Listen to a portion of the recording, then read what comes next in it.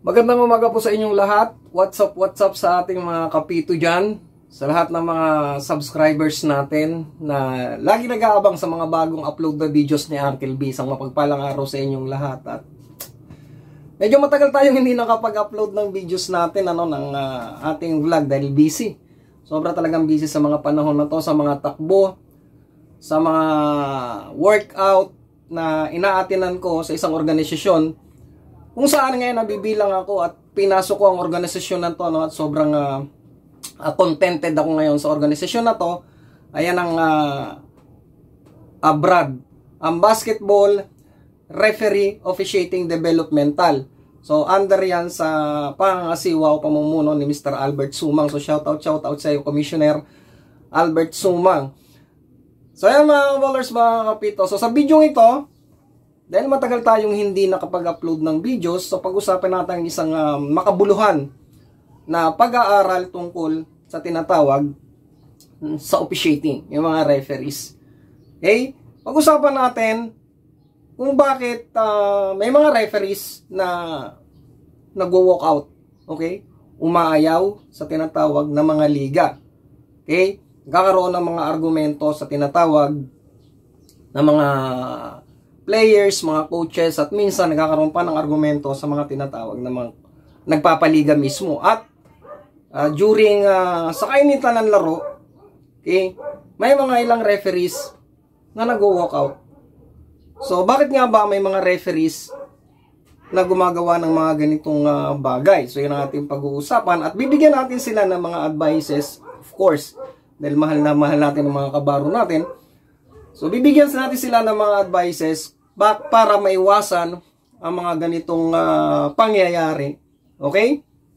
Unang-una, syempre, gusto kong buksan ang ating pag-uusap tungkol kung paano ba maging isang basketball referee.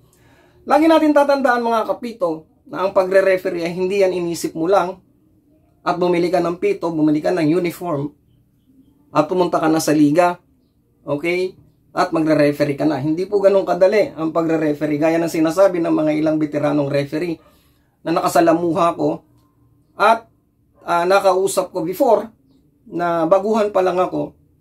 Sinasabi lagi nila, lahat ng mga veteranong referees na nag-guide sa akin, na ang pagre-referee ay kinakailangan ng tinatawag na pagkakaroon ng isang leadership. Okay? Hindi basta-basta ang pagre-referee. So kailangan meron kang katangian para mag-lead. Okay? Bakit natin sinasabi na may katangian para mag-lead? Can you imagine magko-control ka ng laro? Okay? Ibabalance mo ang tinatawag na game control at ang tinatawag na game flow. Ang mga player sa loob ng basketball court, mga magtatanong sa iyan, hindi mo po pwedeng hindi sagutin yan kung maayos naman ang kanilang pagtatanong. Kailangan mayroon kang kapasidad o mayroon kang kaalaman para sagutin ang kanilang mga katanungan. Of course, during dead ball situation yan. At kinakailangan ng preventive officiating lagi. Huwag naman putok ng tinatawag ng mga violations. Kailangan may karoon tayo ng tinatawag na preventive officiating para sa tinatawag na game flow. Gaya ng sinabi ko, yung balance na tinatawag na game quality at saka ng game flow. Yan ang katangian ng isang referee. Sa mga ganong pagkakataon, mga kapito, yan ang tinatawag na leadership. Kaya hindi po pwedeng nakatayo ka lang doon sa loob ng basketball court, tinitingnan mo ang bawat laro, nakatingin ka lang, nakamasid ka lang, tipong wala kang pakialam. Hindi ganon. Hindi ganon po ka talaga. Ngayon, sinasabi ko lagi sa mga vlog natin na ang pagre-referee ay dumadaan sa mahabang proseso. Okay? So, ang mahabang proseso na yan ay nakapaloob ang tinatawag na training. Okay? Training talaga. Training ng training. Habang nagtitraining ka, okay, kung buo talaga sa kalooban mo ang pagre-referee, kailangan isaisip mo yon at isapuso ang lahat ng ginagawa mo. Ngayon, paano ba magiging isang referee para hindi ka sabugan ng laro o sabugan ng tinatawag na liga sa mga sitwasyon na yan? So, kinakailangan ang kapasidad ng isang referee o yung kanyang tinatawag na pagiging aggressive, okay, sa tinatawag na mga pag-aaral ng mga rules and regulations. Hindi po pwedeng nagre-referee ka na hindi mo alam ang katotohanan ng mga rules and regulations ng FIBA. Dahil yun ang ina-apply natin sa mga liga o mga larong ginagampanan natin bilang isang referee. So, alamin natin ang mga rules and regulations at pag-aralan natin. Okay? Aside from umaatin tayo ng mga training and seminars, kailangan magkaroon tayo ng self-initiative sa sarili natin na pag-aralan yan at i-apply yan sa loob ng basketball court during meron tayong mga pito. So, sa ganung pagkakataon, sa mga proseso na yan, matututo tayong humawak ng tinatawag na laro o liga at hindi tayo basta-basta umaalis o nagwo-walkout. Bakit tayo nagwo-walkout? Nagwo-walkout ang isang referee dahil na out of control siya. Ibig sabihin ng out of control, emosyonado na siya. Ang isang tao na emosyonado, na out of control yan. Walang pinagkaibigan sa mga players na naglalaro. Ano? Tao lang tayo eh. Once na out of control tayo, okay, ibig sabihin, hindi na tayo nakakapag-isip ng tama, okay, kakaroon tayo ng mataas na emosyon at tumaalis tayo. Gaya ng sinabi ko, katulad din yan ng mga players na kapag naglalaro, karoon ng emosyon na out of control, hindi na nakakapaglaro ng maayos. Ganon din si coach. So yun ang advice natin, ano? Klaro ang advice ni Uncle B sa inyo dahil yun ang buong katotohanan, mga kapito. Okay? Hindi po pwedeng nood lang tayo ng nood ng mga ganitong mga tutorials. Okay, maatin lang tayo ng training. Karoon tayo ng papel, nagkaroon tayo ng tinatawag na ID at ready na tayo mag-officiate o mag-referee. Di po ganun kadali mga kapito, no? Lagi ko nga sinasabi, self-initiative ang pinaka-importante. Mag-aral tayo ng mga rules and regulations at pag-aralan natin ang tinatawag na mechanics at officiating, ang tinatawag na 3PO, basic 3PO, basic 2PO sa loob ng basketball court. At i-apply natin yan mismo sa laro. Okay? So, self-initiative, ibig sabihin, nasa puso mo, nasa isip mo, focus ka lagi doon sa ginagawa mo. Okay? At kung meron kang pagkakamali sa mga tinatawag na pag-o-appreciate, balik-balikan natin ang mga tinatawag na mga nakasulat na rules and regulations para maitama yon. Okay? Ngayon, at for sure, mga kapito, sa mga susunod na pagkakataon, kapag na-train ka o nasanay ka na sa mga ganyang sitwasyon, wala kang aayawan na liga. At igagalang ka, respeto ka ng mga players, kahit sinong players yan, na makasalamuha mo sa loob ng basketball court. Dahil alam nila na ito si ref, hindi to basta-basta. May alam to. Maganda ang galawan sa loob ng basketball court. Ibig sabihin, meron siyang consistency. Pag sinabi natin consistency, ito yung application or aplikasyon na tinatawag na konsepto ng disadvantage at saka advantage sa loob ng basketball court. Ibig sabihin yan, kailangan meron tayong consistency. Pag tumawag tayo ng mga infractions o fouls, kailangan makita natin ang tinatawag na contact at ang effect nito bago tayo tumawag ng fouls. So, mostly, sa basketball court, nagkakaroon ng problema during non-call at call ng mga foul. Okay? Lagi natin isaisip at tatandaan na ang una nating pag-aaralan sa loob ng basketball court or sa larangan ng basketball ay ang tinatawag na article number 33, which is Contact General Principle. Sa ilalim ng article number 33, Contact General Principle, nakapaloob ang tinatawag na 16 principles kung paano tayo tumawag ng fouls, ng infraction ng fouls. Okay, so basahin natin yan. At andyan lang naman yan sa Rules and Regulations. Article number 33, Contact General Principles. Napaka-importante po yan, mga kapito, no? At sa mga pagkakataon na yan, kapag nakita na natin at nalaman na natin ang tinatawag na Contact General Principles, which is my 16 principles, for sure yan, mga kapito, at may apply na natin sa loob ng basketball court. Wala kang kakaba-kaba dahil scientifically, alam mo kung paano i-apply ang tinatawag na mga rules regarding sa fouls. Kasi yung mga violations na yan, madali na yung i-identify, ano? Yung 9 violations, common violations, napakadali na yan i-apply. Okay? So alamin din natin yung tinatawag na mga proper hand signal, proper positioning ng mga referees, at syempre yung tamang galawan ng referees. Hindi naman yung nasa loob ka ng basketball court para ka namang lousy na lousy. Okay, magdala ka ng uniform ng maayos, medyo matikas.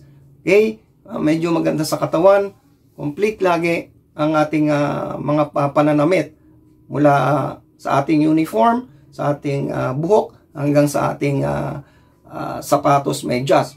Sabi nga, mula ulo hanggang paa, kailangan ng referee ay nasa tamang ayos. Okay, para dagdag yan sa tinatawag na paggalang o respeto na pwedeng ibigay ng lahat ng mga taong nandoon sa loob ng basketball court. Can you imagine, nandiyan yung mga spectators, yung mga nanonood, nandiyan yung mga players, nandiyan yung mga coaches, nandiyan yung mga official tables, yung mga commissioner na nagpapalaro.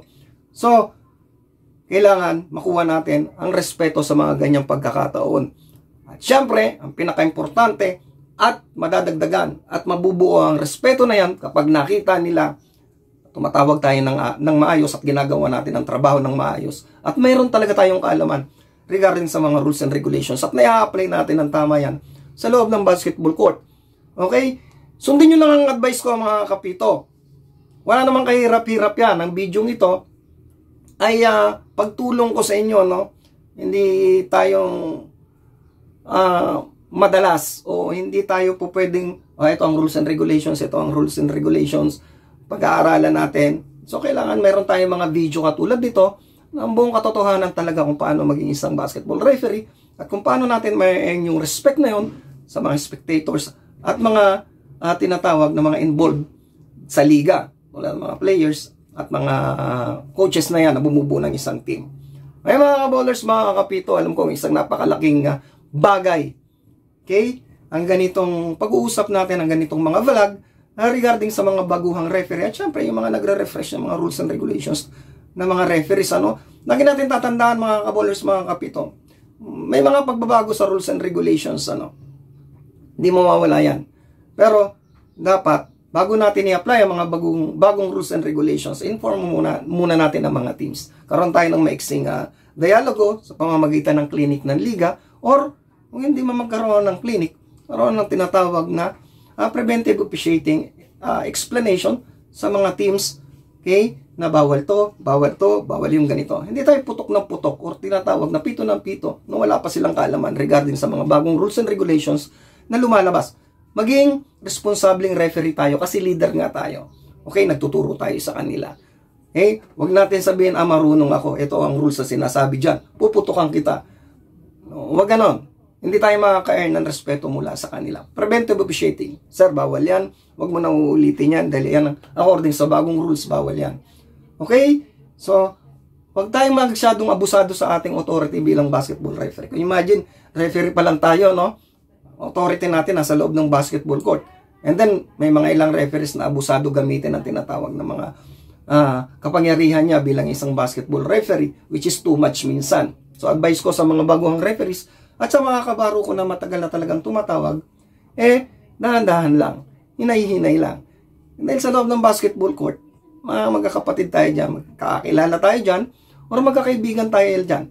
Kailangan, lagi kong sinasabi, ang balance ng game quality or game control at ang tinatawag na game flow.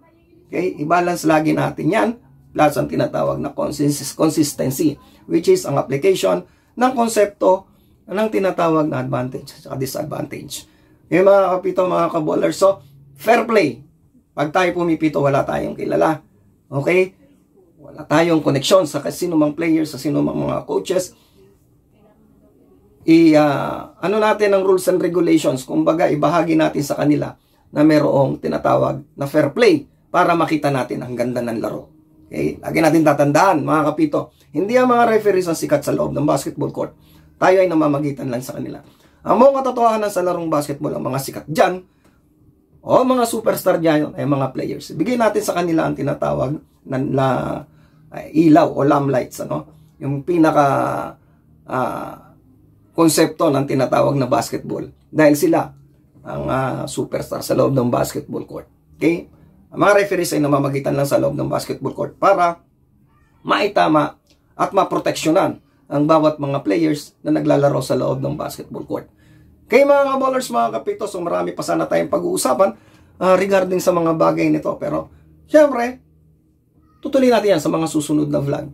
Ay mga kaballers, mga kapito, so bago tayo magtapos, gusto ko munang i-shoutout ang lahat ng mga kabaro dyan, lahat ng mga referees, SBP, BAP, NAPRO, NARICOM, BARICOM. Okay, shoutout sa inyo lahat, mga kapito. Ingatan natin ang ating mga sarili, stay healthy lagi. At God bless lagi, sana marami pang mga takbo, mga liga tayong mapituhan para syempre kapag-provide tayo sa ating mga pamilya ng mga pangangailangan nila. Sa mapagpalang araw ulit sa inyong lahat, mga kapito. At syempre, bago ako magtapos, gusto ko munang i-shoutout ulit ang Brad. Okay? Basketball referee, officiating developmental, NCR, at sobrang dami na ng Brad ngayon, sa iba't ibang panig ng Pilipinas. At meron kami sa Taiwan. Okay? And soon sa Australia. So, shoutout sa lahat na mga referees na bumubuo ng Brad. At syempre, kay Mr. Albert Sumang. At gusto ko rin i-shoutout syempre ang aking avid followers. Number 1 supporter ni Uncle B, si Pastor Eddie Tumarong ng Coronadal, Cotabato City. Okay, sir, maraming salamat sa pagsuporta sa aking channel. God bless po lagi. Mga ballers, mga kapito, dito ko natatapusin ang ating video. At of course, magkita-kita ulit tayo sa susunod na vlog. God bless us all. Peace out.